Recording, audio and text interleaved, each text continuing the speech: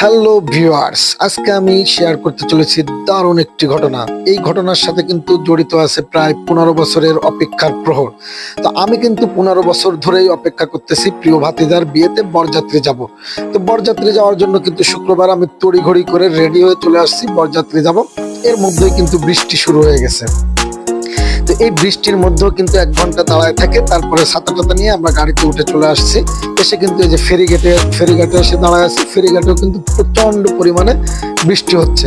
তো এক পর্যায়ে কিন্তু আমরা ফেরি পার হলাম, পার হয়ে এই যে মেয়ের কন্যাযাত্রীর বাড়ির সামনে চলে আসলাম। এইবার দেখেন অবস্থা, এই যে এই রাস্তা পাড়ি দিয়ে যেতে হবে বউ আনতে। ওই যে ভিতরে দেখতে পাচ্ছেন, ওই যে সোজা যে কাদার ভিতর দিয়ে ওই যে রাস্তা, ওই রাস্তা থেকেও আরো এতখানি হেঁটে যেতে হবে। এত মহিলা, এত মানুষ নিয়ে কিভাবে। তারপরে যাই হোক, আমরা বউ নিয়ে চলে আসলাম। এসে কিন্তু এই যে আমরা বাতুরার জন্য সুন্দর করে বাসর ঘর সাজাইছি, দেখতে পাচ্ছেন কত সুন্দর বাসর ঘর। গ্রামের বিয়ে বাড়িতে আসলে এত সুন্দর করে বাসর ঘর সাজানো হয়।